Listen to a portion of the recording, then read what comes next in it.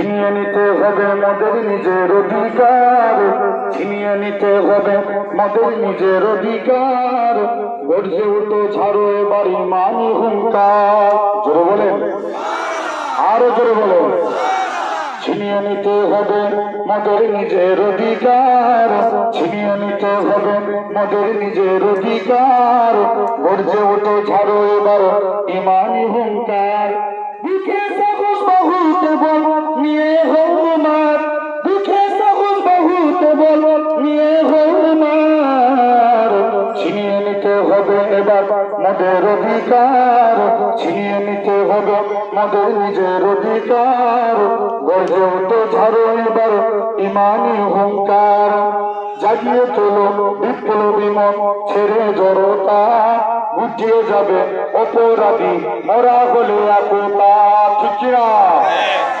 জাগিয়ে তোলো বিপ্লবী মন ছেড়ে জড়তা, গুটিয়ে যাবে অপরাধী মরা হলে একতা। বজ্রকণ্ঠে আওয়াজ তুলো ভাঙো তাদের হাত, বজ্রকণ্ঠে আওয়াজ তুলো ভাঙো তাদের হাত। ছিনিয়ে নিতে হবে নিজের মোদের অধিকার। গর্জে ওঠো ছাড়ো এবার ইমানি হুঙ্কার। আরো জোরে বলে। তালাক তোলো ভেঙে ফেলো মাদ্রাসা মসজিদ, অবিচারের বন্যা বইয়ে দিবি চারিদিক। তালাক তোলো ভেঙে ফেলো মাদ্রাসা মসজিদ, অবিচারের বন্যা বইয়ে দিবি চারিদিক। মাদ্রাসা মসজিদ মোদের ইমানি অলংকার, মাদ্রাসা মসজিদ মোদের ইমানি অলংকার। ছিনিয়ে নিতে হবে মোদের নিজের অধিকার। গর্জে উঠো জাগো এবার ইমানি হুঙ্কার। জায়গা দখল নিতে তোমরা বাড়াও কেন হাত, জায়গা দখল নিতে তোমরা বাড়াও কেন হাত। ওয়াকা বলো মোদের পূর্বপুরুষের সম্পদ। ঠিক না? জায়গা দখল নিতে তোমরা বাড়াও কেন হাত, ওয়াকা বলো মোদের পূর্বপুরুষের সম্পদ। আগের খাবাই পড়লে তোমরা হবে সরকার, বাগের খাবাই করলে তোমরা হবে সরকার। ছিনিয়ে নিতে হবে মোদের নিজের অধিকার। আলহামদুলিল্লাহ। বড় ভাইজান আপনাদের কাছে আলোচনা করবেন, আমি সংক্ষিপ্ত হবে। প্রত্যেক অবগত আছেন সম্মানিত বড় ভাইজান জেবলা, সাথে সাথে আমাদের নসেজ ভাইজান আলহামদুলিল্লাহ। এবং বিশেষ করে আজকে এই বৈতর টোটাল এই সাব ডিভিশন এলাকা মিলিয়ে আজ কটা দিন ধরে খুব খাটাখাটনি করে এই প্রোগ্রামের অনুষ্ঠান করা হয়েছে। আপনাদের মনে একটাই আশা যে আমরা ওয়াকাফ বিল কোনো রকমে বাতিল করতে পারি। ঠিক না ভুল?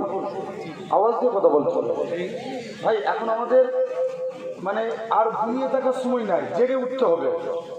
যদি এখনো আমরা চুপ থাকি, অবশ্যই আমরা শান্তিপ্রিয় মানুষ, কিন্তু সবসময় চুপ থাকাটা কি ভালো?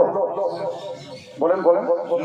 দেখবেন কেউ চেঁচাচ্ছে, একজন খুব আস্তে গলায় আপনার সঙ্গে ঝগড়া করছে, আপনার যদি গলার আওয়াজ তার থেকে জোরে হয়ে যায়, দেখবেন সে চুপ করে যাবে, করবে না? তো সবসময় আবু বকরের সুন্নত আমরা পালন করি, মাঝে মাঝে ওমর হওয়ার দরকার আছে না নাই? আওয়াজ দিয়ে কথা বলতে হবে, আরো জোরে বলেন, আছে না নাই? জেনে রেখে দেন, এই মাঝে মাঝে ওমর হওয়ার দরকার আছে। কি আপনারা এই ওয়াকাফ বিল যেটা বর্তমান এই রিসেন্ট ওয়াকাফ বিল 2025 যেটা পার্লামেন্টে পাস করেছে, আমরা এর বিরুদ্ধে সবাই এক হয়েছি।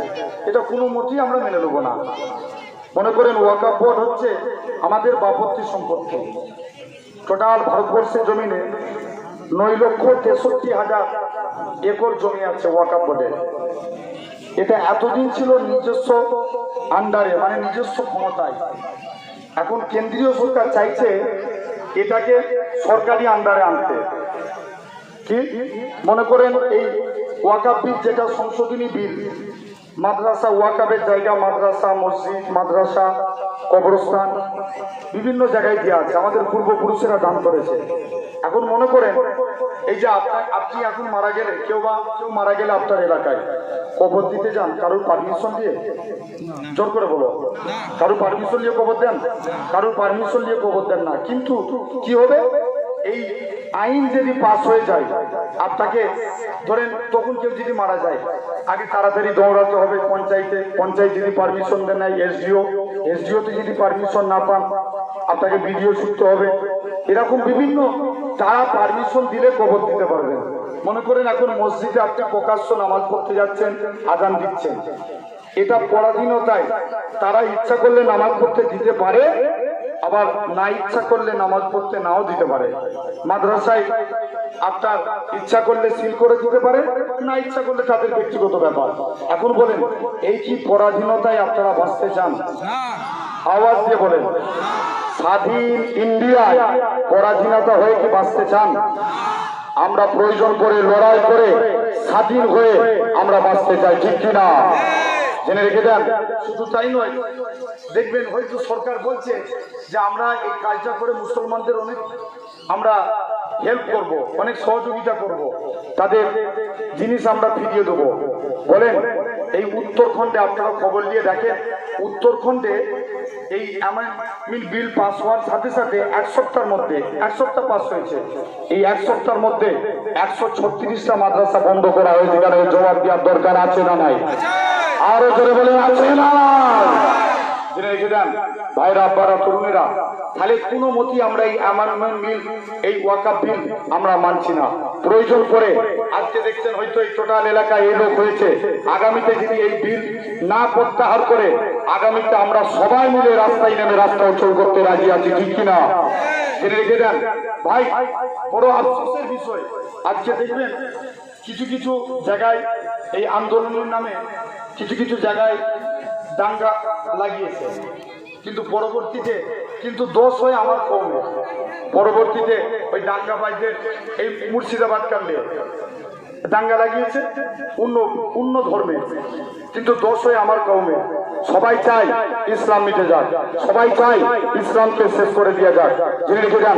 তবে আপনাদের সামনে বলে যায়, যতদিন পূর্ব আকাশ থেকে সূর্য উদিত হয়ে পশ্চিম আকাশে ঢুকবে, ইনশাআল্লাহ এরা হাজারো চেষ্টা করে মাদ্রাসা বন্ধ করে দেবো, মসজিদ বন্ধ করে দেবো, কবরস্থান নিয়ে নেবো, হাজারো চেষ্টা করলে ইসলাম জিন্দাবাদ ছিল, জিন্দাবাদ আছে, জিন্দাবাদ থাকবে, ঠিক কিনা? কেউ মিটাতে পারবে? জোর করে বলে কোনোদিন পারবে না।